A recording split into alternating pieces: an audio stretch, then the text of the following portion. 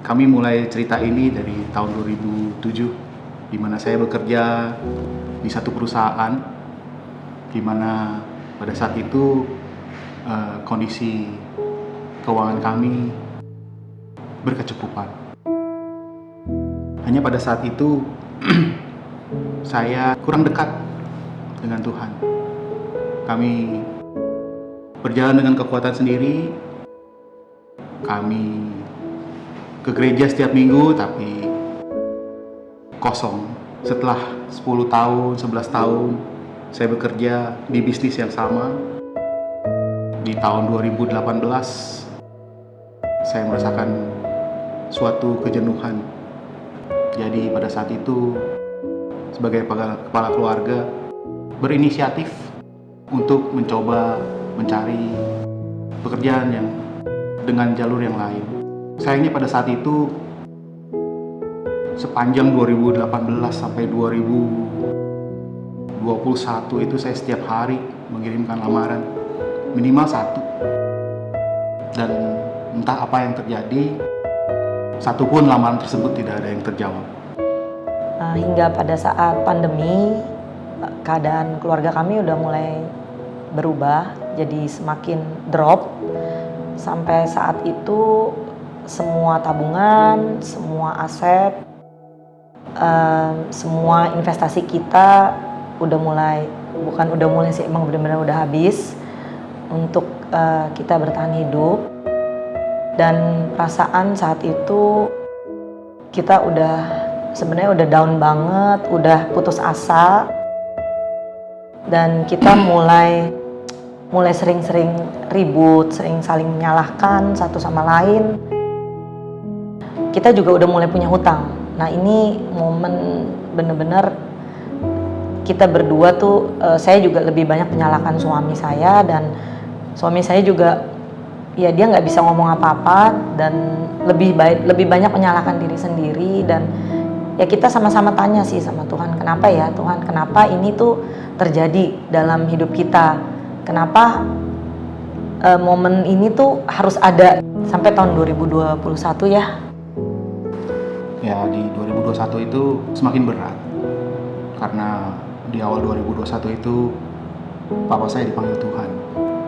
Udah sakit gitu tapi tidak ngomong. Ya, sifat saya dan sifat dia itu mirip. Jadi seberapa susahnya nggak pernah ngomong, nggak pernah berbagi, nggak pernah sharing, ya ditahan sendiri. Beratnya adalah saya sebagai anak itu melihat belum pernah membahagiakan dia. Dia cuma tahu bahwa hey, I'm proud of you, bisa punya rumah tangga sendiri, bisa mandiri, ya that's it. Di situ saya kehilangan seorang yang biasanya bisa bangga sama saya. Ya berat. Setelah papa nggak ada di 2021, setelah saya doa berulang-ulang, Tuhan mohon bukakan jalan. Apa yang harus saya lakukan? Keluarga saya sudah seperti ini. Dari doa itu Tuhan tunjukkan satu nama teman saya yang berhubungan baik, cuman karena pandemi udah lama tidak bertemu. Ya dari situ saya cuma cukup ketemu sekali. Saat itu saya bilang, hey, saya dalam masalah, pekerjaan saya seperti ini sekarang, apakah ada tempat di tempat kamu?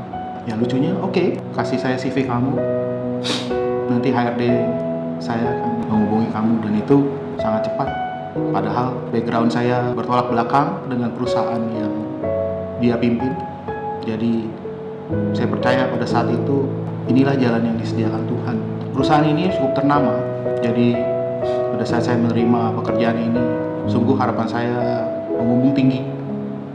Wah, akhirnya mungkin masalah keuangan saya akan bisa selesai dengan cepat. Ya, tapi kenyataannya Tuhan berkehendak lain, dan saya mengalami banyak tantangan di dalam perusahaan itu. Tidak punya background yang cocok, network juga sangat berbeda, kendala bahasa juga karena mereka ada perusahaan yang global. Begitu banyak sehingga saya sangat disepelekan di kantor, direndahkan. terkadang sampai tidak dianggap bahwa saya ada. Cukup hampir masuk jurang depresi. Ya pada saat itu sebagai istri ya saya ngelihat prosesnya gimana suami saya dia doa tiap hari, mungkin lebih rajin doanya dari saya itu nggak ada apa-apanya.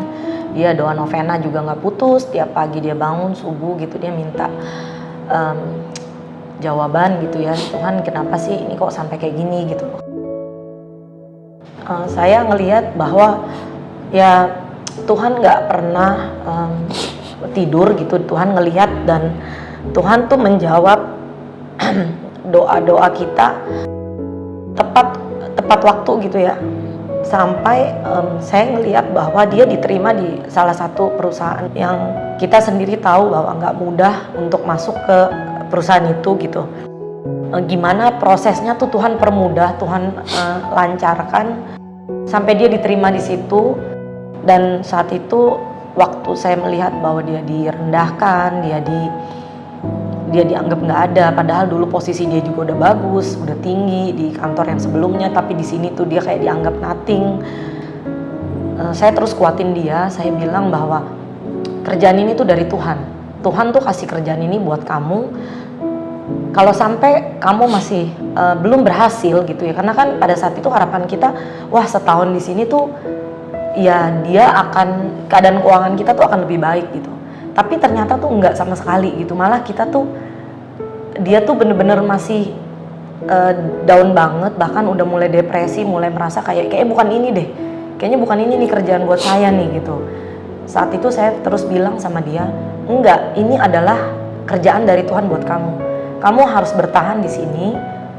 Kamu harus bisa lewatin ini. Kalau kamu belum selesai, belum berhasil di sini, artinya Tuhan yang belum selesai merubah kamu. Ya kamu harus sabar dibentuk Tuhan gitu. Saya percaya itu sih. Dan sampai akhirnya tahun 2022 kita ketemu sama Mayo, komunitas Mayo. Kita datang pertama kali di situ. Saya ingat banget waktu itu kita datang sekeluarga. Dan selalu ada doa berkat di setiap kali kita sebelum pulang, dan itu momen yang gak akan saya lupain. Saya ngeliat banget gitu suami saya ngeliat dia nangis gitu ya, saya ngeliat dia bisa menyembah Tuhan gitu dari hatinya, dan kita sekeluarga tuh pelukan gitu ya. Saat itu saya merasa kita bisa lewatin ini nih gitu. Di situ kita merasa dikuatkan karena ketemu juga dengan keluarga-keluarga pasutri lain yang ternyata punya salibnya masing-masing yang harus dipikul setiap hari. Jadi ya kami merasa tidak sendiri, kami merasa dikuatkan. Ini adalah masa-masa yang sebenarnya sangat berat buat kita di keluarga kita, tapi lagi-lagi tetap penuh dengan rasa syukur, tetap kita sangat merasa kepenuhan dengan kedamaian, dengan apa ya, lebih tenang. Kita tuh merasa kita kuat gitu, kita tuh merasa kita di keluarga yang kita satu keluarga tuh kita lewat Mayo yang mengajarkan kita harus gandengan tangan. Seringkali kalau ikut fest juga kita diinfo seperti itu, gandengan tangan, doa keluarga. Nah ini juga yang kita lakukan, kita praktekkan. Bahkan gak ada mobil pun, ya it's okay buat kita. Kita bisa naik motor, anak-anak tetap bisa sekolah, gak ada masalah sama sekali. Kita benar-benar Tuhan gak pernah meninggalkan kita. Jadi kita tuh benar-benar bersyukur Tuhan selalu menyertai kita sampai detik ini. 2 Korintus 12 ayat 9. Cukuplah kasih karuniaku bagimu, sebab justru dalam kelemahanlah kuasaku menjadi sempurna. Dan Tuhan benar-benar menunjukkan kuasanya dalam kelemahan-kelemahan kami saat ini. Pada saat kita berkecukupan, pada saat itu mungkin kita tidak pernah merasa cukup. Tapi